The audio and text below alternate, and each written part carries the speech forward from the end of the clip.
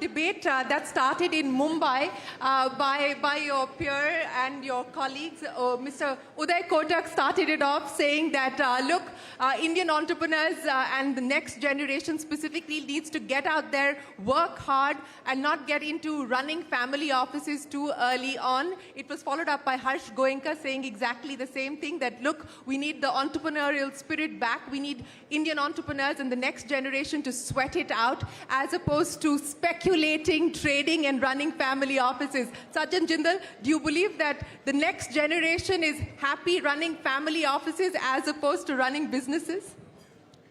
And is this a problem? So Uday is a very good friend, and we always spar on topics, yeah. And on this point, I agree with Uday that the next generation tends to use the money which the father has earned and invest rather than working himself, right? So when my son came back from Harvard and he wanted to start a venture fund, and he picked up one company in Bangalore and he said, I want to invest in this company which was making EV two-wheelers.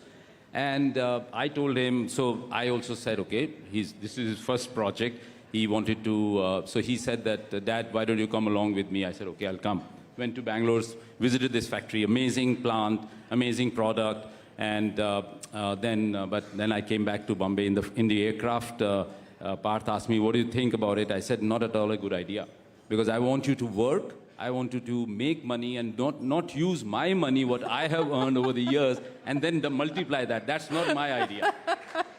So, and then he changed. And then later on, I think Pawan Munjal invested in that company. What we were to invest, Pawan invested in that company. And, but that's because he earned the money himself. So not his son did not invest. So, so therefore, I completely agree that the next generation, but to a point, Harsh Goenka's son is smarter than Harsh Goenka, right? And he's really doing an extremely good job. So to say that and Uday's son, Jay, is extremely smart. Yes. And he's now working in the bank and doing extremely well. So the next generation, most of them are extremely smart, smarter than us. My son is smarter than me. And most of our sons, our daughters are smarter than us. They have to be given the right direction by the parent, that you need to invest, you need to work hard, you need to build yourself and not use your father's money. So that's my take. And not use your father's. Yes, Mr. Mariwala. So I think I would agree with what Sajjan is saying. I think the root cause is the children or the family, I think the family has to set the right example in terms of creating the right culture of talking about business, take them, even if they're young, take them to factories, market visits, expose them. And the whole aspiration of the younger generation is built by what the family talks about every day on a dinner table, even if they are young. I think the problem is with the parents in terms of giving them very easy way of enjoying wealth, not putting that kind of, I won't call it pressure, but expectations from them. I think the learning is more at the elders rather than the youngsters. And you can't blame the youngsters. They have been brought up in a certain way, and they will behave in a certain way if they've been brought up in a certain way. Vellayan Subbiah, as a fourth-generation entrepreneur, how do you have to weigh in on this debate? No, I totally concur with both what Sajjan and Harsh said. First off, it is actually a responsibility of the previous generation to ensure that it's exciting enough for the next generation to come into the business, right? And they have to create an environment where part of it is excitement, but I also think it's responsibility, right? Because if you think of nation building, who has a better platform than these kids, right? They, the parents have already done the hard work, or perhaps 3 generations have done the hard work. And then they have platform, they have network, they have access, right? They have capital. They have everything that entrepreneurs really struggle for. First generation entrepreneurs really struggle for. So if they don't use that platform to go, I always say there's the 0 to 1s, right, that Shailendra funds, then there's the 1 to 10s that Shweta funds. And then, when you've already got this advantage, you're at 10.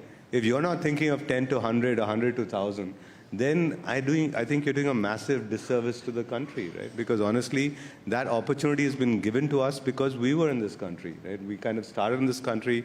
We had that opportunity starting from here. And I'd say it's really, I mean, it becomes their responsibility, but it's only going to happen if they're kind of developed in the right way, like Harsh said, conversations at the dinner table. What do they feel their responsibility should be? And is it exciting What are the enough? conversations on your dinner table? Oh, definitely. I mean, I think both my kids, one just finished his undergrad in the US and he's come straight back.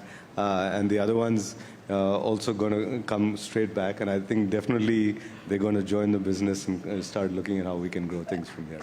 Join the business. But Mr. Mariwala, we've got a room full of entrepreneurs here, and I think it would be helpful for everyone to hear from you. What are the 2 or 3 entrepreneurial lessons that you abide by, that you would like to leave these young entrepreneurs with? So I would say 3 things. One is you create a right to win where you are superior compared to others in terms of not offering a me-too product, but something innovative, pioneering, or transformational. It could be technology-based, it could be anything depending on your business. Secondly, you need to have the right talent and the right culture. Talent will only help you execute. If you don't have the right talent, culture, and empowerment, things will not happen. Third is governance. I think governance is equally important, irrespective of the size of the organization. I think many smaller entrepreneurs think that I will improve on my governance when I become larger. But you're sowing the seeds of taking shortcuts when you're small, and it'll be very difficult for you to change that culture when you grow up. Focus, I know that's another thing that you firmly believed in. Yes, I'm a big believer in focus. He's different than me. Yeah, exactly. That's what I was going to ask you. They're spreading in all other directions, but you decided to go deeper and deeper into one sector. So there will be very few Sajjan Jindals in this world. We need the Harsh Mariwalas.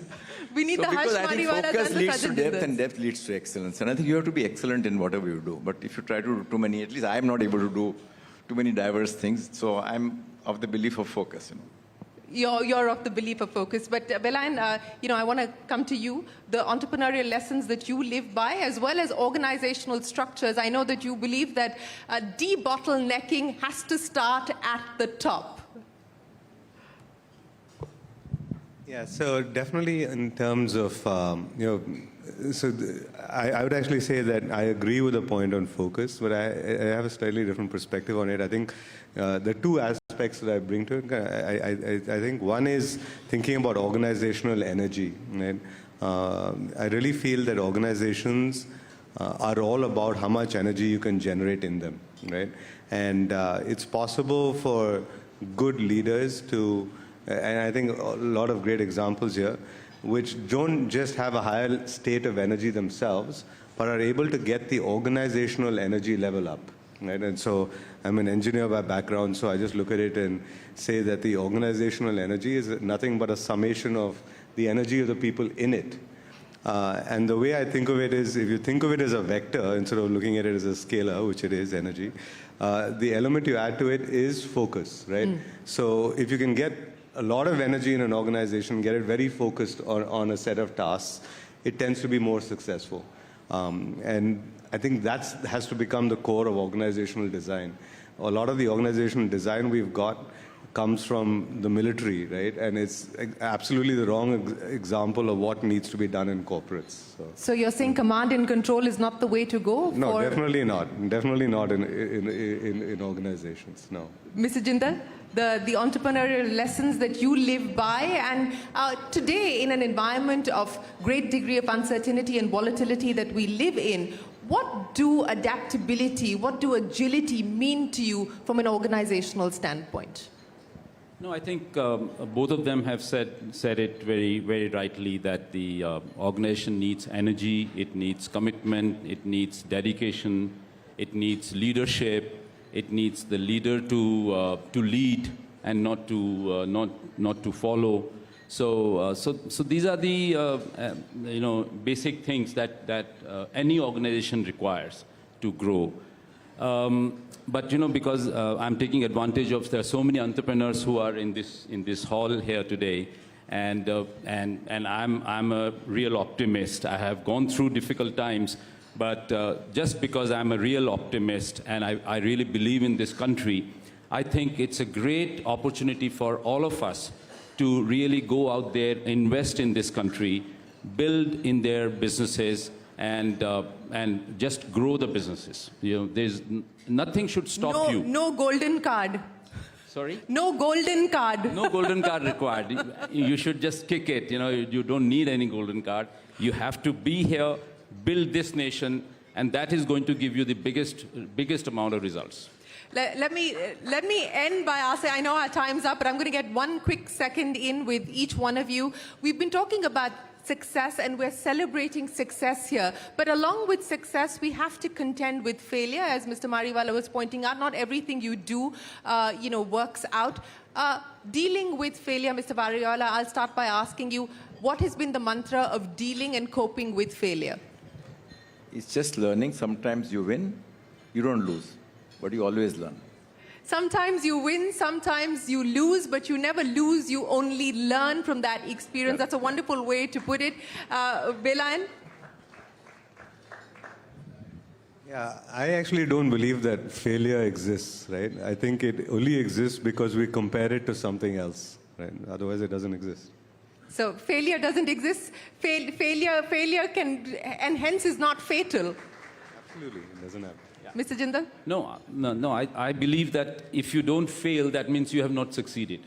So you have to fall. If you are a horse rider, if you don't fall, you will never become a good rider. So you have to fail to succeed. Otherwise, you will never enjoy your success. Well, to enjoying more success, and gentlemen, we wish you the very best of luck, and congratulations to all the winners here at the EY Entrepreneur of the Year Awards. May you continue to learn, may you continue to succeed, and may you continue to grow in India and outside as well. Thank you very, very much, gentlemen, for joining us here this evening. Ladies and gentlemen, a big round of applause.